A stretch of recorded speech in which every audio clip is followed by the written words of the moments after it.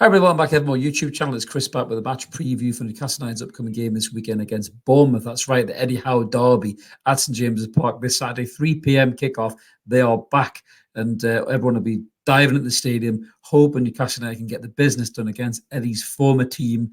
But we're shipping goals for fun these days, so it'll certainly be a good game for the neutrals. I'm pretty sure as every Newcastle United game is these days. Not so much for us, mind you, but certainly for the neutrals. We're going to get stuck right into this in a minute, talk about how I think the lads are going to line up, talk about the game, talk about the key players from Bournemouth to worry about, and then obviously give you our opinion on what we think the result is going to be. Just before we do, a little reminder, as we always say, if you haven't already, click subscribe. I'd love you to come and join us. We're closing in on 6,600 subs. So thank you everyone who smashed that button recently after my Sky rant. I seem to be doing quite a lot of these. I don't think I'll be getting invited on that channel anytime soon. Never mind. But hey-ho, thank you so much for smashing that button, guys. We always appreciate it. All free content, never more. But if you do want to give a little back and support the channel, there is a membership option down there. Click whichever one suits you best. So let's get stuck in then. This is going to be a tough game. It really is. On paper, you're looking at it, you're saying Newcastle are 7th, Bournemouth are 13th, but that's not the way our season's going at all, to be honest with you. Bournemouth have only won once in their last 6 games. I think we've won twice. In our last 6 games, we are shipping goals for fun. And the news, obviously, that Callum Wilson, former Bournemouth striker, is going to be out for 9 to 12 weeks with a pectoral injury. We have no idea how close to fitness Alexander Isak is going to be. So we could theoretically go into that game with no centre forwards whatsoever. Has anybody got Dwight Gale's phone number? Give him a bell. See if he's fit for the game at the weekend. My God, this is horrific. Newcastle going into this game like this. But thankfully, touch wood, Anthony Gordon is fit, and Anthony Gordon will slip in through the middle, as you can see from the lineup we've got there. Now, it's a big call for me, but I'm going to say Harvey Barnes starts this game. I think he's had some really good cameos there. I'd love to see him start on the left-hand side, Gordon through the middle, Mig on the right-hand side. The midfield 3 picks itself because there really isn't any other midfielders, to be honest with you. The bench will be interesting in this one. Elliot Anderson's close to fitness. I don't know whether he'll make an appearance on the bench potentially, which would be great and give us some good options. I think Joe Willock is going to be the end of February, I think. So that isn't particularly good on the news from Joe Willock. That looks like a bad one.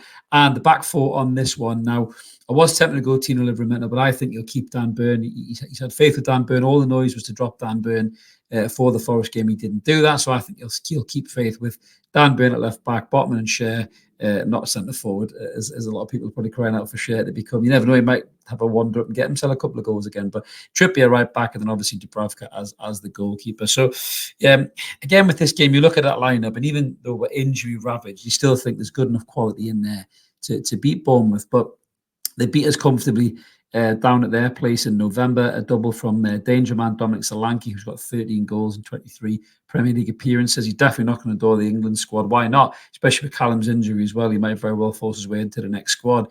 He's a dangerous player. You know, he's having a really good season. I still think he's a bit of a purple patch player. Loads of people talked about signing him. Not for me. I think it'd just be another kind of Miggy Almiron in the shape of he'll show up X amount of times a season and disappear for the rest. So I think we should be aiming higher than that. We definitely need to get a centre forward in the summer.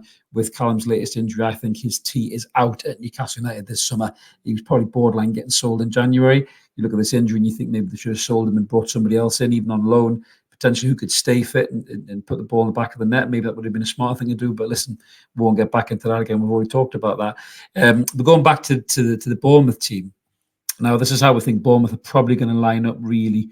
Looking at their lineup, I mean, in terms of their injuries, Philip Billing is available after a suspension as well. And that's a player we've been linked to Newcastle. I'm not massively keen on this.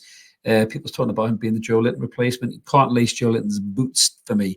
So he should never be a Joe Linton replacement. A Joe Linton alternative, maybe. You know, he's big and he's strong in the middle of that park. He gets stuck in. He's 6'2" or something like that. Decent player. He's maybe too good for Bournemouth, but is he really going to be enough to force his way into our midfield when everybody's fit? If you think next season, you could be looking at Bruno, Joe Linton if he stays, Tonali, Louis Miley, Willock, Anderson, Longstaff.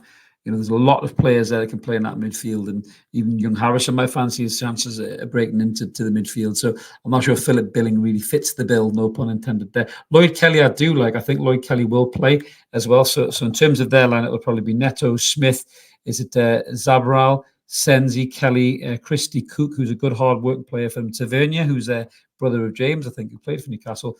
Kluivert, Patrick Kluivert's son, is in there. Siniestra and Solanke, again, who's having a great season. But on paper, you look at our lineup, and like I say, you know, with that team, we should really beat them. And you know, I think that midfield shape will be very interesting to see whether we do revert back to that shape. I don't think Bournemouth have as much pace out wide. Kluivert's quite nippy, mind you, and Solanke's great at finding space, but I don't think they have as much pace maybe to worry about in the wide areas that Forest did with Hudson-Odoi and Alanga. So I don't know if we'll go back to that shape, but it'll be very interesting to see what we do in terms of the lineup. Now, our front three could totally change. You could have Murphy and Miggy flanking Gordon, but I really think the way Barnes is playing and the cameos that he showed, I think he's got a good chance of starting this game. And I hope he does, and I hope he can impact the game right from the get-go. But this is not going to be an easy game.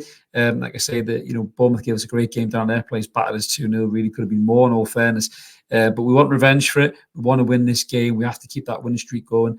Wait for the players to come back. Hopefully, Isak, like I say, if he doesn't make the bench, he's not too far away. Wilson, out for 12 weeks. I think we might as well just write him off, really. What we're in now, February.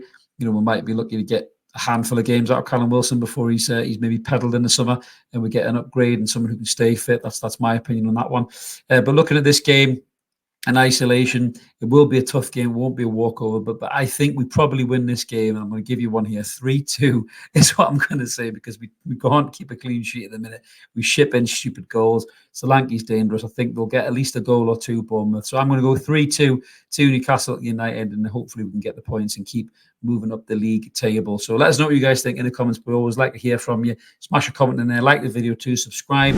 All free content, evermore, as I said, but there is a member option there if you do fancy a bit of that and help support us and help us bring you this great content moving forward. Mark will be with you on post-match announcements, because I won't be here for the post-match. I will be nipping off. I've got other plans that evening. So with my old man. So big shout out to Jimmy C there if he watches this. He probably doesn't. He doesn't know how it works as YouTube. But I won't be here for post-match, but I will try to tune in and give Mark all your support, guys. Jump in the comments. Hopefully it'll be another Newcastle United win, and we won't be too sad in the aftermath of the game. Have a great day wherever you are, everyone. We'll catch you later. Cheers.